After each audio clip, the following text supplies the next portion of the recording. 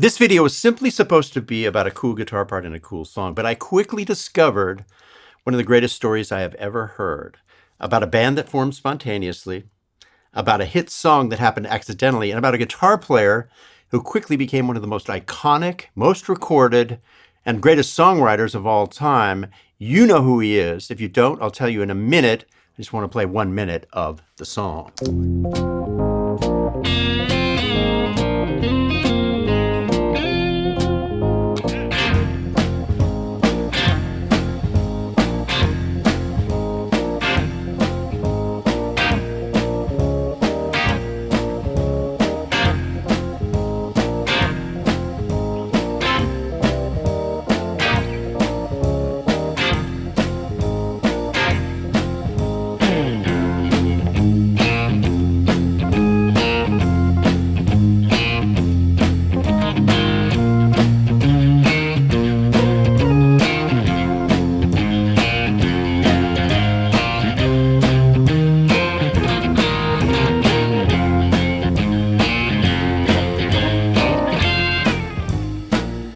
Okay, this is Green Onions by Booker T and the MGs, recorded in Memphis, Tennessee in 1962. The band had assembled on a Sunday afternoon to record a commercial jingle with a singer. That singer never showed up, so they decided to use the time to make an instrumental. They recorded it, they liked it. They needed a B-side because every 45 has 2 sides. So they recorded this. It was unfinished, they threw it together, 2 or 3 takes. But Steve Cropper, the guitar player, knew he had something. Steve was not only the guitar player, but he worked at the studio and at the small record label. The next day, Steve Cropper had it mastered. The person that mastered it was Scotty Moore, Elvis's former guitar player. I mean, what a neighborhood these guys lived in. It's pretty unbelievable. The next morning, Cropper took the acetates to a local DJ. That DJ played them on the radio, and by the afternoon, the phones were ringing off the hook at the local record store.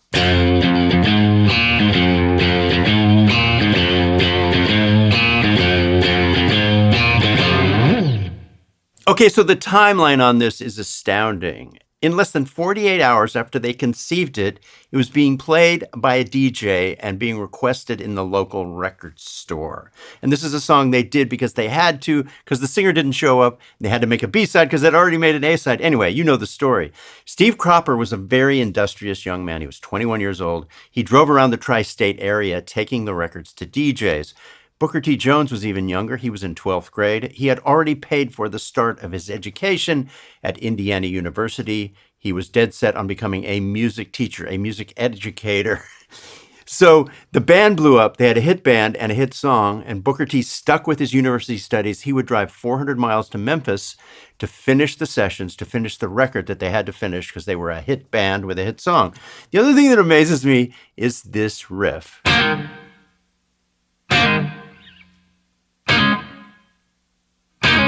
I always thought it was just one stab.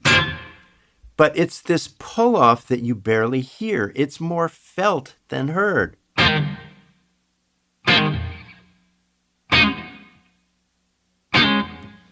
it's just placed in an amazing way in the pocket, and it's the most elegant and spare and economical rhythm guitar part, I think, in the history of music. Now, he also wrote an amazing song with Otis Redding, Sitting on the Dock of the Bay. Before I play that, I just want to tell you there's a sale on the Masterclass fall sale, our lowest price ever.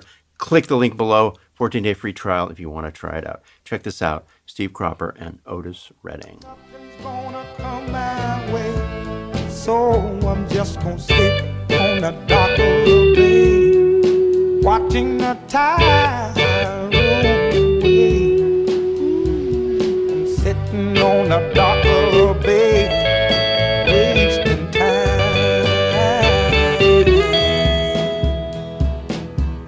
Okay, what astounds me about this is that Cropper is ending on a very unique note. It's the 9th of the E chord. Now, this is a simple chord change for this chorus. It's G to E. The same chords as Proud Mary by Creedence Clearwater. That might be in a different key. Anyway, Cropper makes it transcendent by landing on the 9th and creating this. Now, I'm going to go out on a limb here and suggest that maybe he was playing the verse part and in a trance, and he just played the verse part by accident over the chorus. But that's just as brilliant, because to keep it after you've done that, that's genius. You go, an accident just happened, but it's the most amazing thing that could have happened, and we're keeping it, and it's a brave thing to do and a courageous thing to do, because the verse goes from G to B, and this works perfectly. And he kind of does that in the verse. So regardless of how it happened, if it was an accident, keeping it is the brilliant part. And it really creates a tension that then gets released when at the end of the chorus, he plays it like this. Now, Steve Cropper recorded this on Friday, December 8th in 1967, fully expecting Otis Redding to hear it the next Monday. Otis Redding died in a plane crash that weekend, so he never got to hear this song. And of course, it went to number one, and as they say, the rest is history. Let's take a look at the bridge.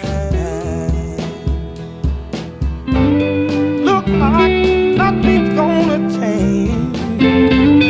Everything still remains the same. I can do what 10 people tell me to do. So Anyway, a little more to this story. First of all, this guitar I borrowed from Angelcity Music in Woodland Hills. They're online. We'll put the link down below. It's going back on Monday, so it's available if you want it. It just turned out to be the perfect guitar for this subject. You might recognize the finish. So James Burton is another amazing guitar player from this era. James Burton apparently he wore out his Telecaster that was a 52 Tele, and rather than get it fixed, Fender sent him a new one and said, "We've got the guitar for you." And he was so concerned that it was too radical looking that he wouldn't take it out on stage for the first few concerts when he was, I guess, with Elvis in Las Vegas. He finally took it out on stage. That night, he was called to a special meeting, called into Elvis's hotel room, I guess, so they could have a meeting. And, he thought he was going to have to get rid of the guitar. Anyway, it wasn't that. Elvis loved the guitar. He had a special meeting with Elvis that night where Elvis called him in and said, "I love that guitar." So James Burton played his Paisley Fender Tele all the way until 1977, even past that. But I'm telling you, it's like he played it on most of the stages after that. So he really loved this guitar. This is a Shabat replica. Shabat is in West Hills. Avi Shabat and his wife Stacy. I think they have 3 people to build these guitars. The smallest company you could possibly have and still, produce an inventory. It's really nice, has an alder body. This is called a premium neck. There's also a master grade neck, which I can't imagine what that looks like because this is so flamed. I don't know what could be better than it. It really sounds good. It plays good. But let's talk about the ashtray bridge that makes a Tele special. Okay, so there's no other guitar that has the pickup and the bridge screwed to a metal plate, screwed to the body. That's one of the reasons nothing sounds like this. When you go over into this position, you've got a metal plate, a big one, screwed into the guitar. You've got the pickup screwed into the metal plate. You've got the bridge screwed into the metal plate also. So pretty unique. It's pretty great. Now, Steve Cropper's first Tele was an Esquire. It was a 1 pickup because he couldn't afford a 2 pickup. And of course, you all know that under the pickguard there was the routing and the hole for the 2 pickup version. But when he got some money, he switched to the 2 pickup version because he liked the middle position. And I agree with him on that. It's nice to have both blended. So I like the middle also. Anyway, I'm going to play a little bit and, just if you like this guitar, check it out. It's going to be back in the store on Monday. Angelcity is a store that I support. Shabat Guitars is I love supporting guitar companies. I think we're going to talk about some of the good guitar companies as soon as I play a little bit.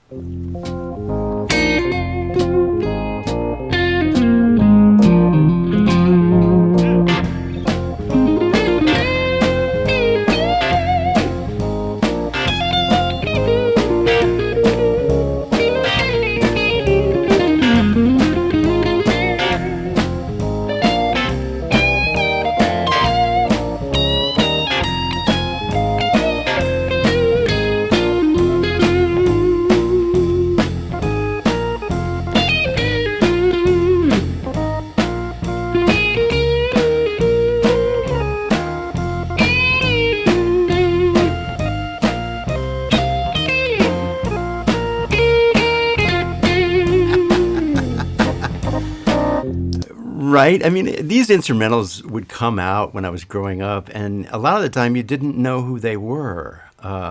There was one called Soulful Strut that was, I think, my favorite. And right now, I can't remember who did it. You guys are going to tell me, I bet, in 1 second. I actually found out who did it, but that was another great instrumental. The 60s had a lot of great, great instrumentals. So, anyway, these guitar companies that we love, some of them are big, some are small, and Shabat's really small. Anderson, last I talked to Tom, he likes to make 900 guitars a year only, and that makes his life the way he wants it, and it makes his customers happy, and they're all sold. All these guitars are sold. I know PRS at a certain point was up to 600 employees. It's probably more now. It's probably 800. I haven't talked to them in a while. And then, of course, the bigger companies are impossibly big. I don't even know. I would actually be interested to know if any of you know how many employees Fender and Gibson each have. I'm working with Heritage now. Actually, Heritage made me a really cool guitar that I'm going to show in a video soon. And I know Harmony and Heritage are in the original or in the close vicinity. They don't actually talk about it all the time, but they're on Parsons Street where Gibson made all their original guitars. So I've used Harmonies on this channel, and I'm about to show a Heritage that I'm really excited about. So that's coming soon. Was I ever a bad guitar player? Yes. And I think everybody feels like a bad guitar player when they're trying to get stuff done and they're struggling, and I still struggle. I was thinking this morning, the job I had as a studio guitar player, I was never good enough to do it. I just tried really hard and showed up early and stayed late and tried really hard. You look at guys like Lukather and the skill level. Wow. Those are the real dudes. Steve Lukather, Paul Jackson Jr., and now we got another friend, Andrew Sinowick, who's crazy talented. Somebody asked about my vibrato technique. It's a good subject and it's quick. I do it from the wrist. My amazing guitar teacher, Steve Mays from Albuquerque, New Mexico, showed me that the way he preferred to do it was just by turning your wrist. And if you're learning guitar, you can exaggerate it by shaking the neck. But for me, I'm not that interested in finger vibrato. Oh, you can look at Clapton and see some amazing vibrato from the finger, but I like the wrist. I like, it's just, that's where all the strength comes from. And I default to a slow, steady vibrato that's from the wrist. There you go. Frank, I do use wah-wah pedals, but not a lot lately because they're just out of fashion. I mean, there was a period, guitar sounds go that way. There was a period where chorus was out of fashion. There was a period where reverb was out of fashion. And now you can use chorus as much as you want. Now you can use reverb as much as you want. But wah is not fashionable at this moment. That being said, it's great if you're doing a lead and you just cock it until you get vowel sounds. You just move it like this when you're playing a high gain lead. That's one great way to use it. But yeah, there you go. Have I been following Matteo Mancuso from Italy? Yeah, it's amazing what he does. He has this ability with his fingers that I've never seen before. And then, of course, he can move like this, too. So he can go like this, and he can also go like this. So it's pretty amazing what he does. And I like the sound of it. And he talks about how the fact that he keeps nails. So part of what you're hearing is the attack from the nails and the tip of the fingers. So yeah, that's just a crazy level of virtuosity, and it's very musical. I like smooth, really smooth guitar playing. Yeah. Keith from 5 Watt World is here. Hi, Keith. If you guys get a chance, go look at his latest offering. I actually draw inspiration and information and pleasure from Keith's videos. So go check out 5 Watt World. I think his latest might be the 20 greatest Telecaster players of all time.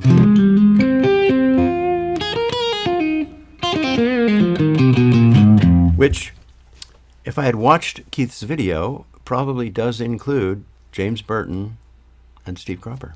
How about that? I should have watched it. Oh well. It's like I have this saying, sometimes you forget to do stuff in life.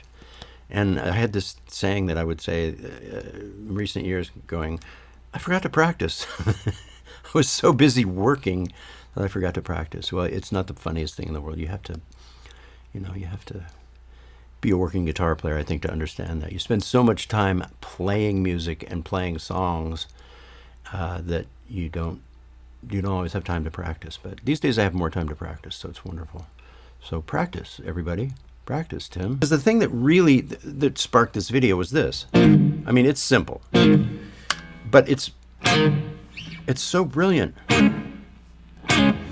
And then when I started researching and I found out about the band and the story of how the record was made, it just, the story gets better and better the more you dig into some of this stuff. It's really, really amazing. I haven't met Steve Cropper. I would love to. I wish I had.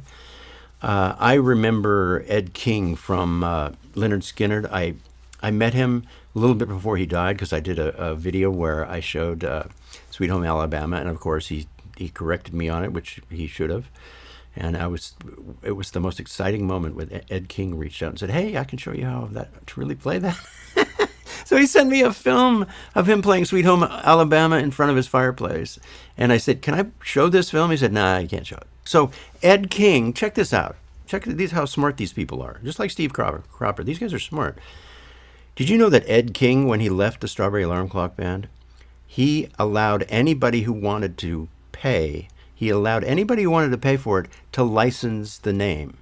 So if you wanted to go out and do gigs as a Strawberry Alarm Clock, you paid Ed King a fee, and you could go advertise yourself as a Strawberry Alarm Clock. I mean, these people are, I wasn't that smart when I was in my 20s. It's like, come on, man. It's brilliant. Does the Masterclass offer beginner lessons? Yes, we have a very large beginner section that I created about a year ago and added to recently. Did about 100 videos a year ago, and then I recently added about 35 videos. So we keep adding to that too. There is definitely a very early beginner, right at the beginning section, if you want to check it out. So yeah, there you go. Yeah, you don't like 10s anymore because they hurt your fingers. It's just like if you're playing parts in a song, sometimes 10s are great. But if you're actually playing lead, I would go to 9s. How about a shout out to Duck Dunn? Yeah, great bass player. Great, see, we didn't even touch on the Blues Brothers. So you have Cropper and Duck Dunn and that whole era of the Blues Brothers too. It's just amazing what these guys did. So amazing. Yeah. Yeah, Leslie West. That's a perfect example. The video I did about Leslie West, you think, okay, I'm going to do this cool song by this cool guitar player. And then you start researching and you go, oh, the wrong amps showed up and he pulled them out of boxes and he didn't have time to get the other ones. So he used them and that became his sound. You learn stuff like that. The Sun amps showed up. They were the wrong amps. He opened the boxes. He didn't have time to get them replaced, and so he used them and they became his sound and other stuff like that. It's just amazing. Oh, and the other thing about this story, Otis Redding wrote sitting on the dock of the bay because his hotel had been swamped in San Francisco by fans, and Bill Graham said, "Come stay on my houseboat." So Otis Redding had a guitar with no case that he carried everywhere. He had his guitar and he was sitting there on a houseboat in San Francisco watching the ships come in. I mean, it gives you chills when you just, you think about this stuff and you learn about this stuff. The stories are incredible. Joe, you have a Larrivee that's become hard to play. Drop the tuning a whole step. There you go. I'm so glad you brought that up. Not only does that make it easier for your fingers, I love the sound of an acoustic guitar down a half step and a whole step. It gets this kind of cinematic kind of thing. So that's a great idea. You can do it on electric too. But I've done that. If I've been in the studio and people have asked me to do some kind of acoustic Eric Clapton lead, I'll just quietly, without telling them, tune down a whole step, change the key from, what would it be, A to B, and then the strings are loose and I can actually do blues bending. I don't even tell anybody. I'm just so glad you brought that up. What pickup height do I like on a Les Paul with custom buckers? I don't pay that much attention, but I will tell you this.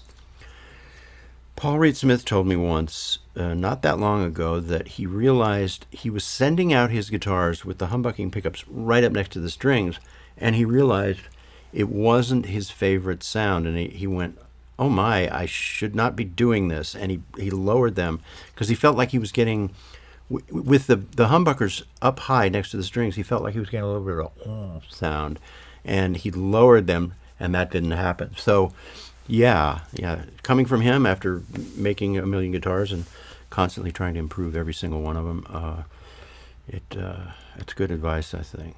So anyway, guys, if you're interested in lessons, this is our biggest sale on the Masterclass. Other than that, I'm going to bounce out of here, as our friend Robert Baker says. We're going to bounce out of here. And I'll see you guys on the next one. Thanks again. I'm so grateful that you joined us. And yeah, have a great weekend and a great holiday beyond. I'll see you on the next live stream in a couple of weeks.